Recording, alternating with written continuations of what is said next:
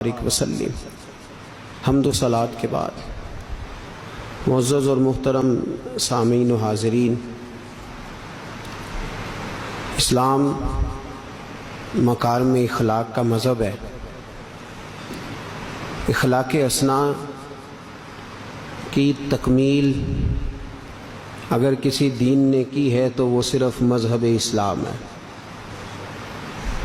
اسلام خوش اخلاقی، زندہ دلی، حوصلہ، تحمل مزاجی، بردباری، درگزر، یہ ساری خوبصورتیاں لگا کے ایک بڑا ہی خوبصورت انسان تیار کر دیتا ہے۔ بہت سارے کام ایسے ہیں جن کو ہم بڑا معمولی جانتے ہیں اور بڑی کم اہمیت اس کو دیتے ہیں، لیکن اگر اس کو دین کی نظر سے پرکھیں تو اللہ نے اس کے اندر بڑی فضیلت اور بڑی برکت رکھی ہوئی ہے۔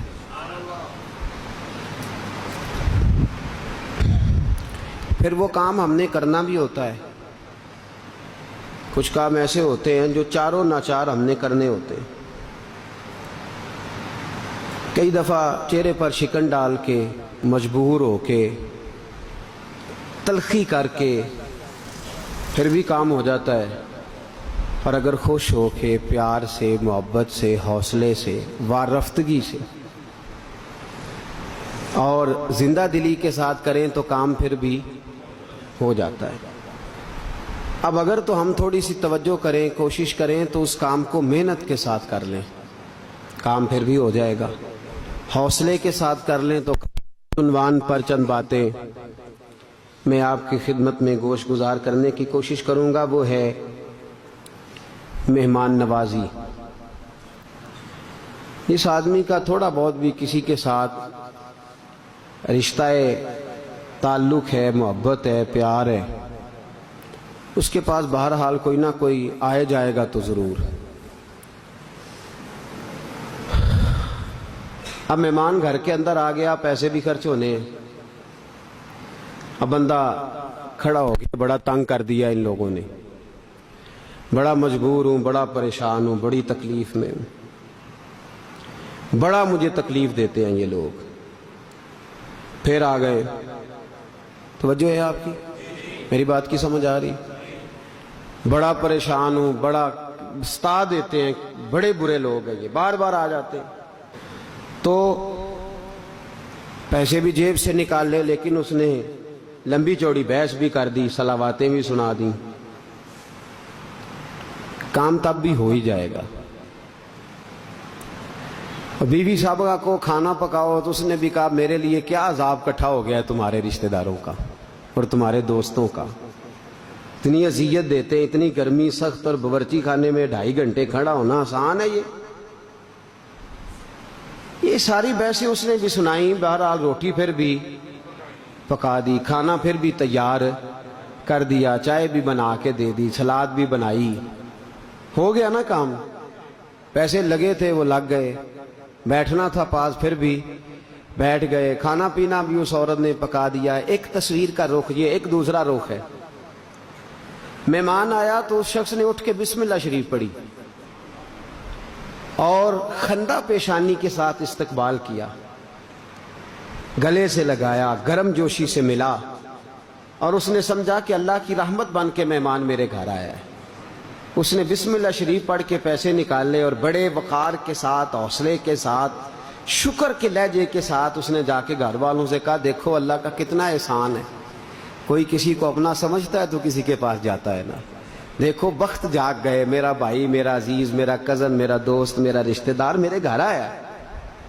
پھر اس نے بیوی نے کہا کہ بسم اللہ، خاوند کی عزت میں ہی بیوی کی عزت ہوتی ہے۔ میں اچھا کھانا بناؤں گی تو لوگ کہیں گے کہ ہاں یہ خاتون کیا عمدہ تربیت یافتہ عورت ہے، اس نے بڑی خوش دلی سے کھانا بنایا، کھانا چنا گیا، مہمان نے کھایا، خوش ہو کے گیا۔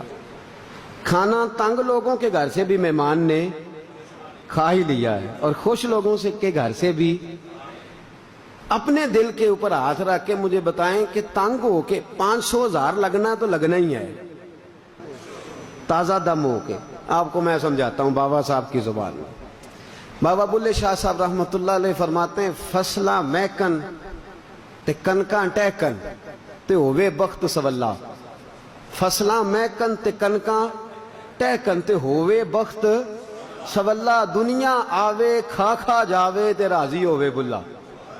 دنیا آوے تے کون آوے تے کی کرے کام بابا اوکھا جے. وہ شیر بڑا خوش ہو کے سنے. کون آوے تے کی کرے سانبھنا سوکھا تے کھوانا. دنیا آوے تے راضی کون ہووے کھوان والا راضی ہووے. کہتے فصلہ محکن تے کنکاں ٹہکن تے ہووے بخت سولا. صرف جس کے پاس گندم ہو نہ جو اس کے گھر نہیں مہمان آتے. مہمان اس کے گھر آتے ہیں جس کا بخت بھی اچھا ہو. کنکاں محکن تے فصلاں ٹہکن تے ہووے بخت سولا. او یارو دنیا آوے کھا کھا جاوے تے راضی ہووے بھلا. مزہ نہ آ جائے. لیکن یہ بابا صاحب نے کہہ دیا ہے ناراض نہ اگر ہوں تو کھانا کافی آسان ہے اور کھلانا کافی مشکل کام ہے. مہمان بننا آسان اور میزبان بننا یہ کافی مشکل مرحلہ ہے. لیکن بابا صاحب کہتے ہیں دنیا آوے تے کھا کھا جاوے تے راضی ہووے. میں تو خوش. دیکھیں نا میرے رسول کریم صلی اللہ علیہ وسلم پر اللہ نے قرآن مجید کو نازل فرمایا تو مہمان نوازی کا ذکر کیا قرآن میں. سورہ زاریات یہ 26ویں پارے کی سورہ مبارکہ ہے اور اس کی آیت نمبر 24 میں اللہ فرماتے ہیں حل اتاک حدیث ضیف ابراہیم المکرمین. اے حبیب تمہارے پاس ابراہیم کے معزز مہمانوں کی خبر نہیں پہنچی.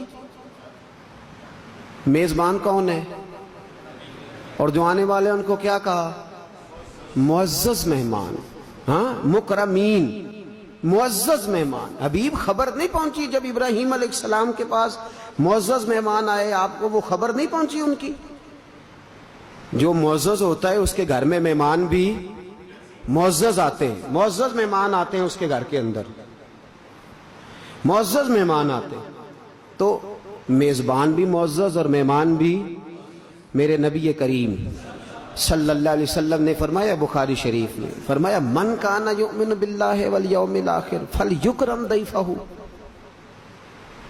جو اللہ پر اور آخرت پر ایمان لاتا ہے اسے چاہیے کہ اپنے مہمان کی عزت کرے. اس بات کو آپ نے سمجھنا ہے. ایک ہوتا ہے ایمان اور ایک ہوتا ہے کردار. ایک ہوتا ہے ایمان ایک ہوتا ہے عمل. میرے نبی پاک صلی اللہ تعالی حالانکہ مہمان نوازی عمل ہے لیکن اس عمل کو حضور نے ایمان کے ساتھ جوڑ دیا ہے. فرمایا من کان یؤمن باللہ والیوم الاخر فلیکرم ضیفہ. اگر تو اللہ پر اور آخرت پر ایمان لاتا ہے تو پھر تو مہمان کی عزت کرے گا. اکرم یہ نہیں کہ روٹی کھلا کے کہے گا یہ تو مصیبت بن کے نازل ہوگا جان ہی نہیں چھوڑتے. یہ ایسا نہیں تو کرے گا. فلیکرم ضیفہ. تو اس کا اکرام کرے گا تو اس کی تعظیم کرے گا تو اس کو عزت دے گا. کھانا بھی کھلائے گا عزت بھی دے گا. میرے نبی کریم صلی اللہ علیہ وسلم کی سنت ہے مہمان نوازی. حضور پسند فرمایا کرتے تھے. نبی کریم صلی اللہ تعالی علیہ وآلہ وسلم مہمان کے بارے میں بڑی خوبصورت باتیں ارشاد فرماتے تھے. الترغیب والترہیب میں نبی پاک کا فرمان موجود ہے. فرمایا جو مہمان نوازنا نہ ہو. مشکل سی بات ہے پر ہے حضور کی حدیث. میرے نبی پاک نے فرمایا جو مہمان نوازنا نہ ہو سمجھو اس کے اندر کوئی خیر بھی نہیں کچھ بھی نہیں. وہ صفر ہے. جو مہمان نواز نہیں بہرحال وہ کچھ بھی نہیں. حضرت عبداللہ ابن عمر فرمایا کرتے تھے اگر تو کسی کے گھر مہمان جائے اور بغیر کھائے پیے آ جائے تو سمجھ لینا میں قبرستان سے ہو کے آیا ہوں. کیا حال چال ہے اور پھر سناؤ. اور پھر رستہ ٹھیک ہو گیا سب ٹھیک ہے. کیسے ٹھیک ہو سکتا ہے. نبی پاک نے فرمایا ہے کہ سفر عذاب کا ٹکڑا ہے. اچھا جی اور پھر سنائیں اور پھر سنائیں. اس نے کہا جی اس کام آیا تھا. جانے لگا تو کہتے بہو پھر چاہ شاہ پیائیے تو ان چلا ہے. اس نے پلانی ہوتی ہے پوچھتا ہے کیا کرتا ہے وہ لا کے. یہ جو 100 دفعہ پوچھتا ہے اس کا مطلب یہ ہے کہ چلو کبھی تو انکار کرے گا ہی نا. کبھی تو کہے گا میں نے نہیں پینی. بھئی مہمان نوازی یہ صنف ہے، یہ نعمت ہے۔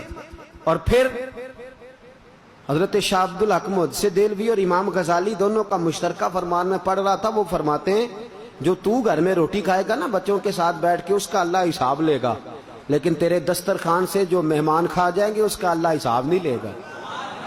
وہ فرماتے ہیں ہمارے بزرگوں کا طریقہ یہ ہے کہ گھر میں تھوڑا کھاتے ہیں، سستا کھاتے ہیں، لیکن مہمان کے آگے نعمتیں زیادہ چنتے، زیادہ نعمتیں چنتے۔ ان کی خواہش ہوتی ہے کہ مہمان آئے تو کچھ کھا کے جائے، کچھ وہ کھلانے کی۔ اب جو حدیث سنانے لگا ہوں یہ آپ کو خوش کر دے گی کہ مہمان نوازی اصل میں ہوتی کس طرح ہے۔ دنیا آوے تے کھا کھا جاوے تے راضی ہووے بھلا، فصلاں میں کن تے کنکاں ٹہ کن تے ہووے بخت سولا۔ دنیا آوے تے کھا کھا جاوے تے راضی ہووے بھلا۔ یہ ہوتا کس طرح سے ہے؟ اللہ اکبر۔ میرے نبی پاک صلی اللہ علیہ وسلم نے فرمایا جب تیرے گھر کی طرف مہمان چلتا ہے نا، ویسے رزق بانٹنے کی ڈیوٹی اور فرشتوں کی ہے، حضرت جبریل کی ڈیوٹی نہیں۔ لیکن جب تیرے گھر کی طرف، میں کنز المال کی حدیث عرض کر رہا ہوں، حضرت ابو ہریرہ رضی اللہ تعالیٰ عنہ حدیث کے راوی ہیں، فرماتے جب مہمان تیرے گھر کی طرف چلتا ہے نا تو اللہ کریم حضرت جبریل کو دوڑاتے ہیں، فرماتے ہیں مہمان کے جانے سے پہلے اس کا رزق فلانے بندے کے گھر میں پہنچا دے۔ جاتے نہیں، جانے سے پہلے رزق پہنچا دے۔ آمنہ کے معصوم صاحبزادے کیا بات ارشاد فرما گئے، کریم رسول کے میٹھے لفظ۔ حضرت ابو ہریرہ رو پڑتے حدیث سناتے، نبی پاک نے فرمایا جب تیری حویلی میں، تیری بیٹھک میں، تیرے ڈرائنگ روم میں، تیرے ڈیرے پہ، تیری خانقاہ پہ مہمان آتا ہے، فرمایا وہ تیرا رزق کھا کے نہیں جاتا، اس کے لیے تو اللہ پہلے بھیج دیتا ہے، وہ رزق اپنا کھا کے جاتا ہے، اور جب تیرے دروازے سے اٹھ کے جاتا ہے تو اللہ تیری بخشش فرما دیتا ہے۔ وہ رزق اپنا کھا کے گیا ہے، تیرا نہیں۔ اس لیے کہ اللہ نے حضرت جبریل کی بدل کے ڈیوٹی دی، فرمایا مہمان کے جانے سے